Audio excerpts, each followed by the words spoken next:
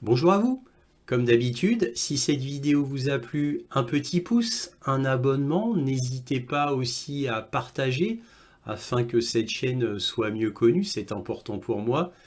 Éventuellement un petit don, lien dans la description, cela me permet de publier régulièrement si vous appréciez mon travail bien entendu.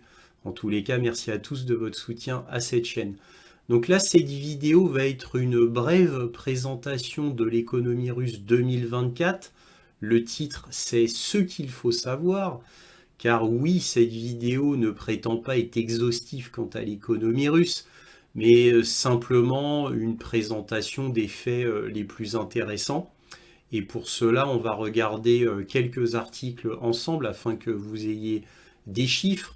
Donc c'est très très intéressant à voir.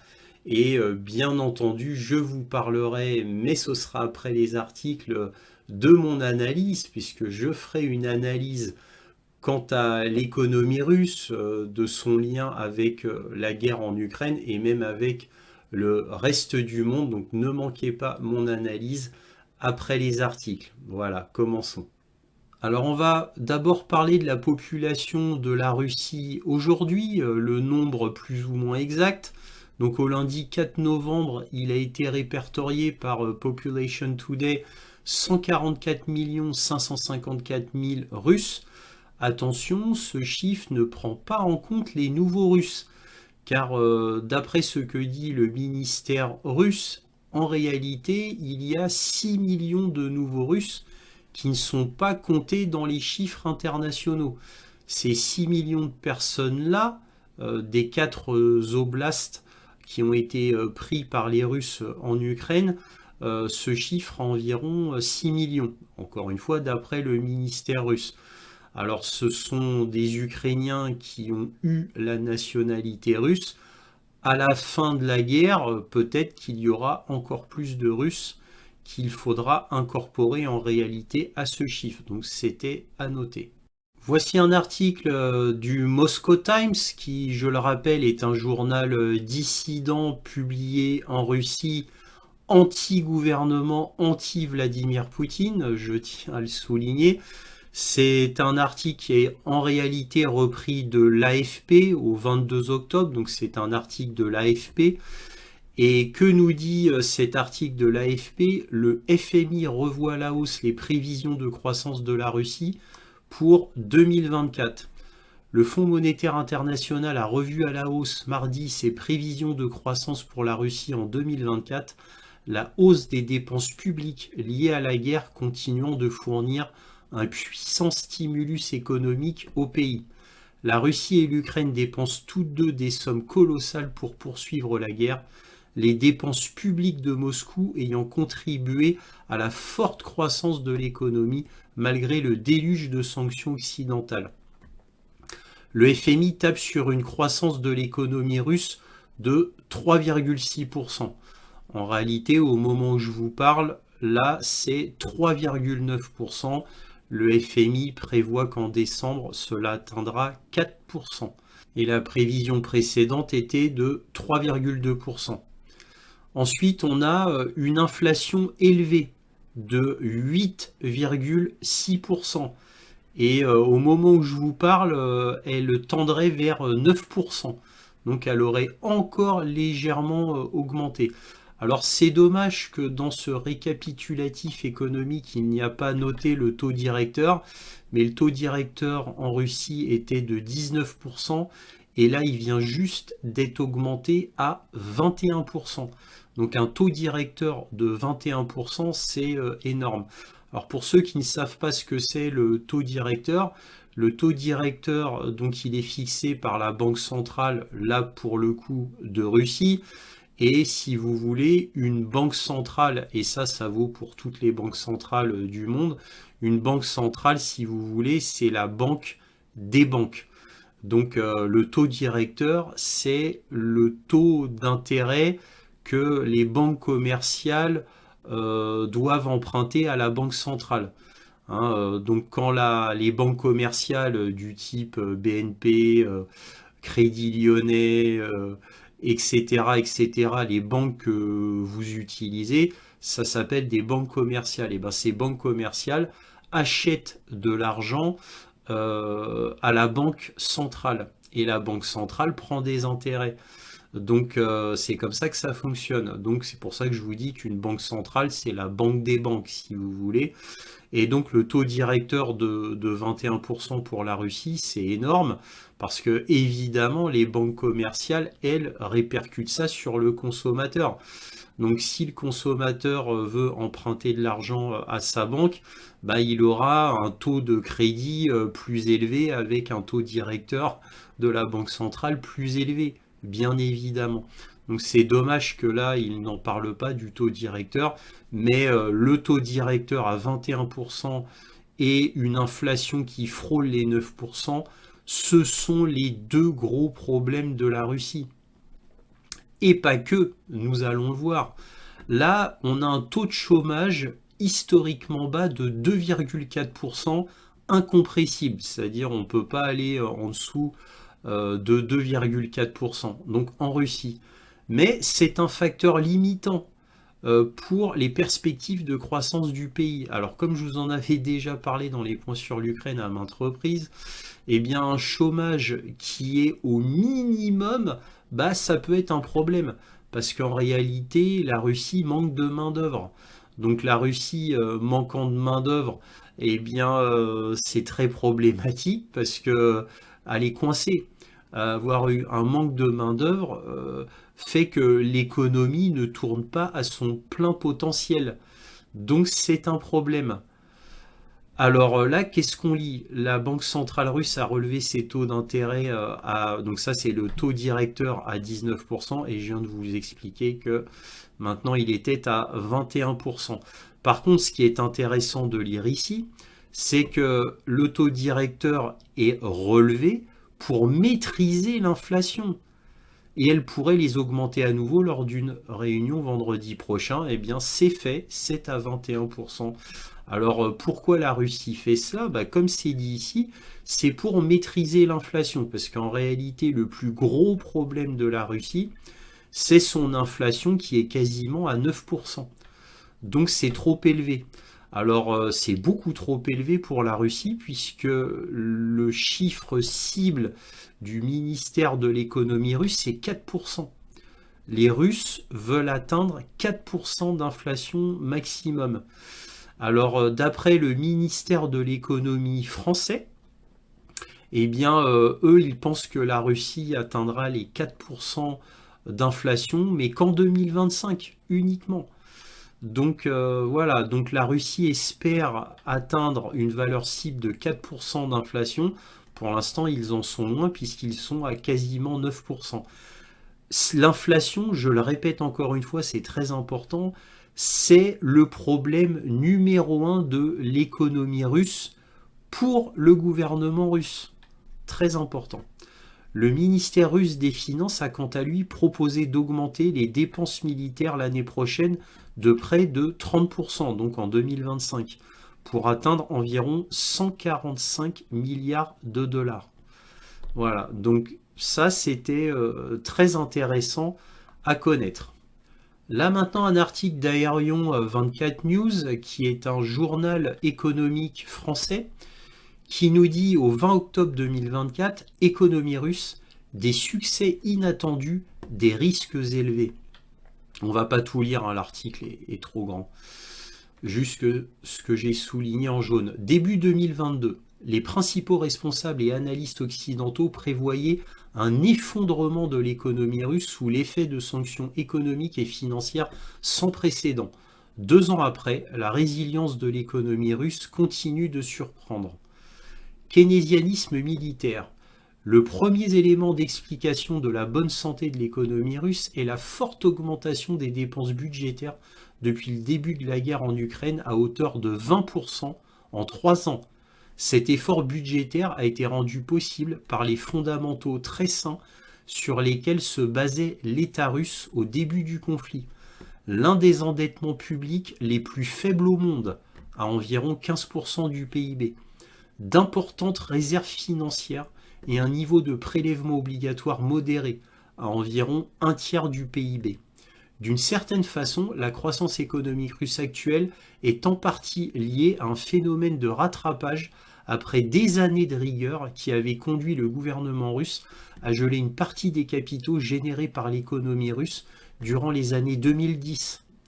Même si elle avait en réalité débuté lors de la pandémie de Covid-19, la nouvelle politique économique du gouvernement russe, consistant à augmenter les dépenses publiques, pourrait être qualifiée de keynésianisme militaire. Une partie importante du stimulus budgétaire de ces dernières années étant liée à l'effort de guerre. Les dépenses militaires se sont portées dans deux directions principales: les commandes à l'industrie de défense et le financement des troupes engagées en Ukraine. En effet, afin d'assurer le recrutement des quelques 600 000 soldats qui combattent en Ukraine, dont la moitié sont mobilisés, là c'est 650 000 environ pour être au plus près de la réalité. Ils sont 650 000 soldats environ en Ukraine, plus exactement. Les autorités russes ont consenti à des conditions financières très avantageuses pour les soldats: salaires, primes et avantages sociaux. Or, les forces armées russes recrutant principalement au sein des couches sociales défavorisées, cet afflux de liquidités dans des milieux et des territoires vivant habituellement dans des formes de survie semi-autarcique stimule la consommation des ménages et la construction.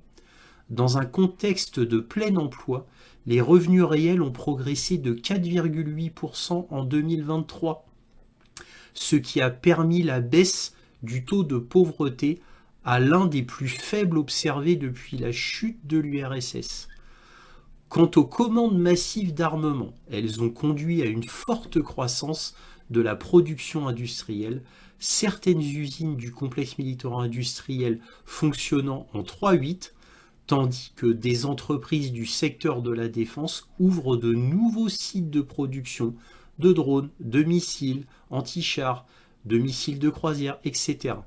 Selon Vladimir Poutine, le complexe militaro-industriel aurait créé 520 000 nouveaux emplois depuis le début du conflit.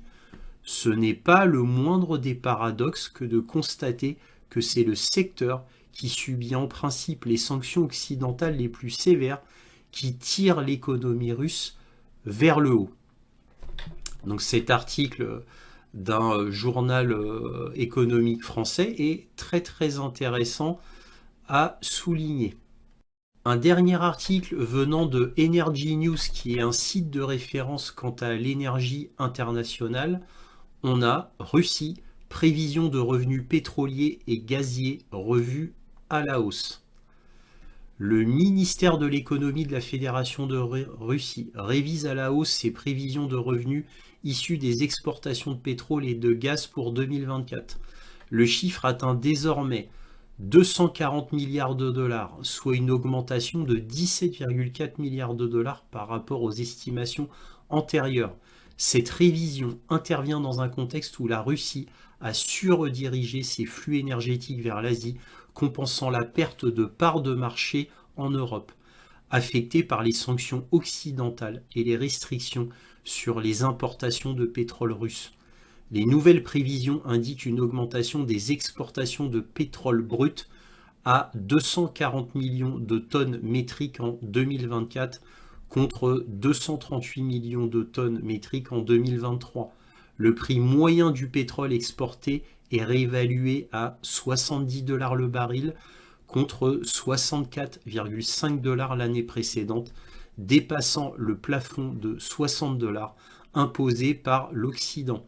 Cette dynamique positive sur les prix et volumes pourrait partiellement absorber l'impact des sanctions économiques. Donc là c'est très très intéressant à savoir concernant le pétrole et le gaz. Donc à un moment donné, les Russes, juste après les sanctions, avaient vendu beaucoup moins de pétrole et de gaz en volume. Par contre, à ce moment-là, le prix du pétrole et du gaz avait monté en flèche, ce qui avait permis de compenser les sanctions imposées par l'Occident contre la Russie. Tout d'abord, il faut se souvenir que les premières sanctions contre la Russie ont eu lieu en 2014, suite à l'affaire de la Crimée, bien évidemment. Donc la Russie s'est préparée déjà aux futures sanctions dès 2014, parce que quand il y a eu ces premières sanctions en 2014, le gouvernement russe n'a eu de cesse de se préparer à de futures sanctions au cas où. Donc déjà, c'est une première explication, puissante d'ailleurs, quant à la résilience de l'économie russe maintenant. Donc en gros, je le répète, depuis 2014, la Russie s'est préparée à des sanctions. Évidemment, après le 24 février 2022, où il y a eu un torrent de nouvelles sanctions contre la Russie a travaillé encore plus fort pour contourner les sanctions, bien évidemment. Mais il y avait déjà une préparation, on va dire, dans les fondements de l'économie russe, déjà dès 2015, 2016, etc.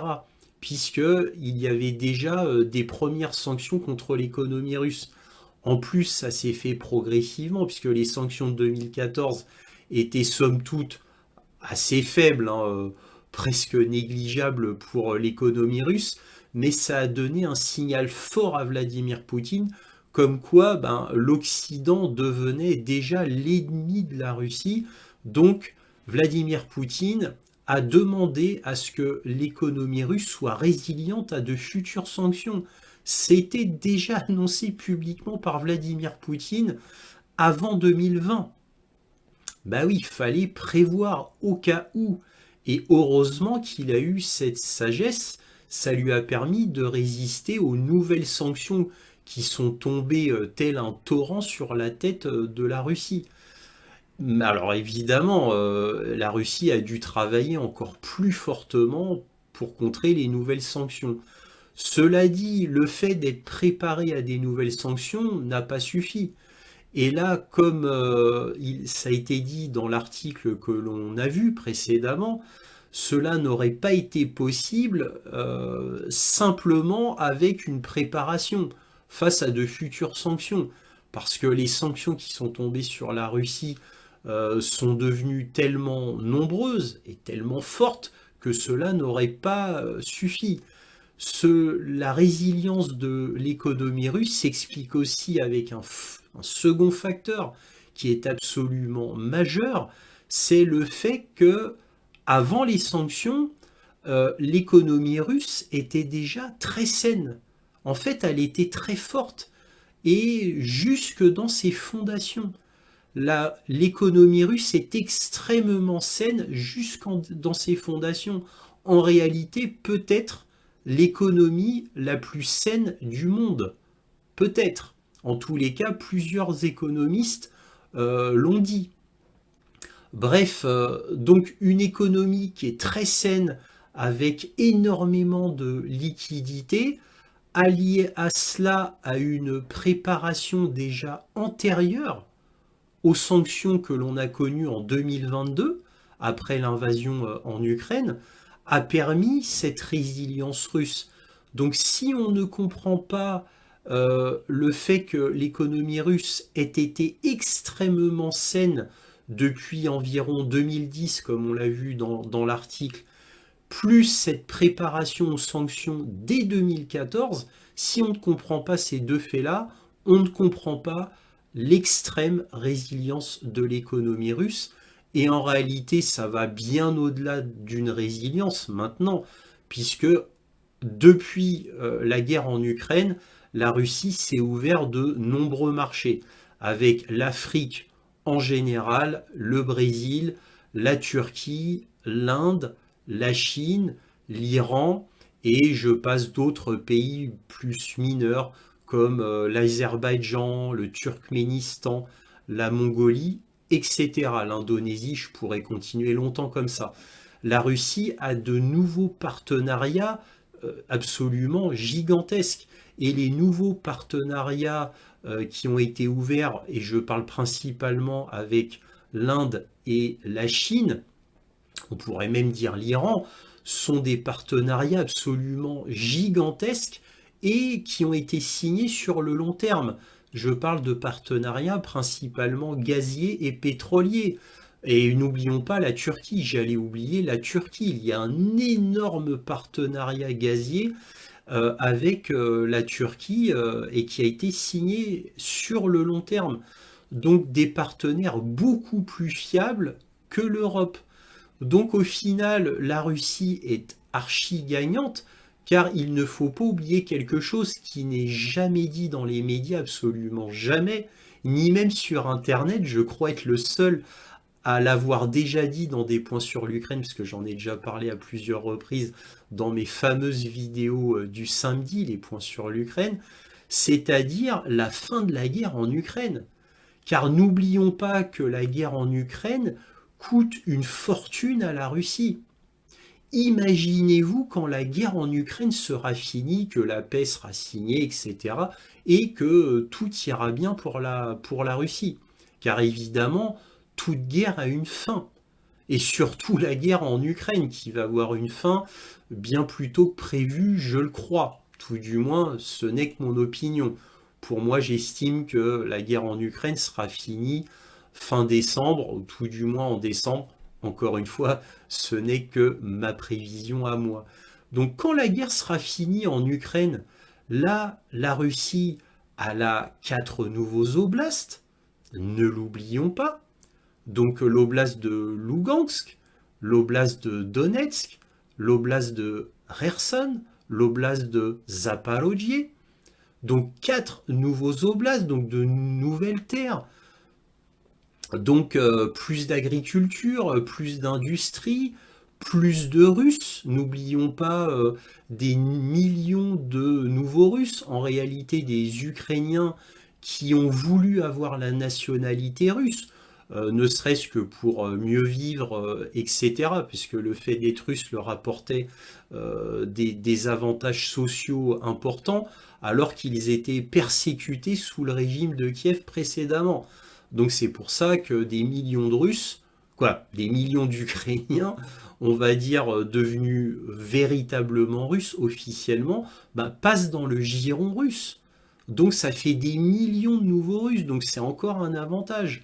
Sans compter les avantages futurs, je le répète, de l'agriculture, de l'industrie, des nouvelles mines de charbon, de la nouvelle centrale nucléaire de Zaporojye, qui est la plus grande d'Europe.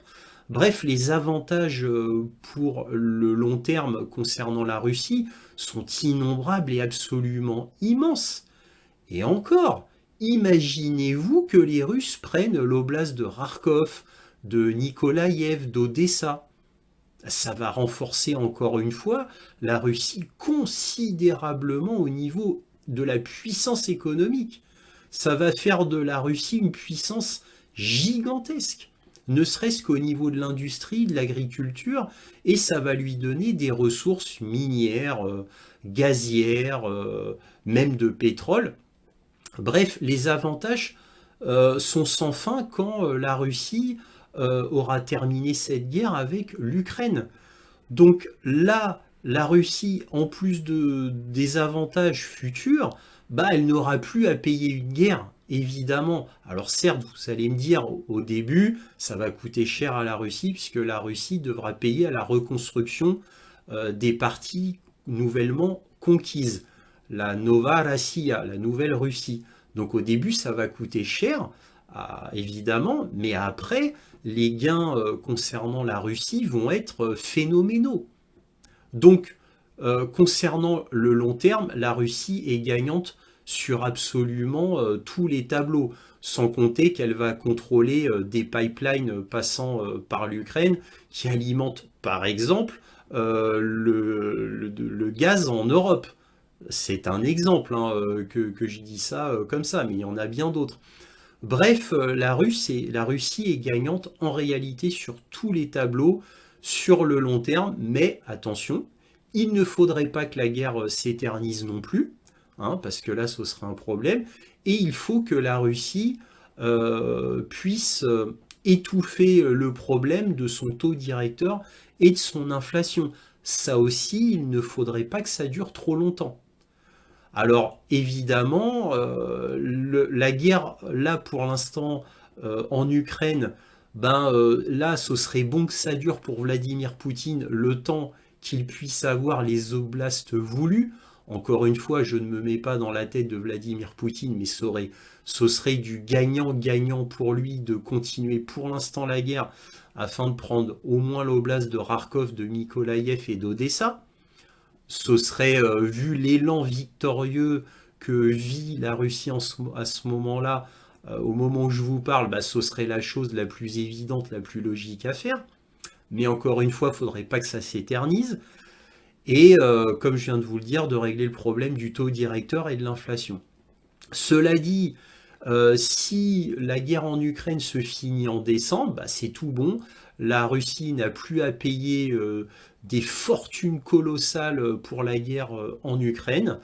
Évidemment, là, il y a beaucoup de soldats qui vont revenir à la vie civile. Donc tous ces soldats-là, on n'aura plus à les payer, etc., etc. Je pense que là, vous avez une image assez complète du tableau général économique russe dans ses points les plus saillants et les plus importants, et même concernant l'avenir. Et je m'arrête là. Encore une fois, n'oubliez pas, si vous appréciez cette vidéo, un petit pouce, un abonnement, éventuellement un petit don, lien dans la description si vous appréciez mon travail bien sûr.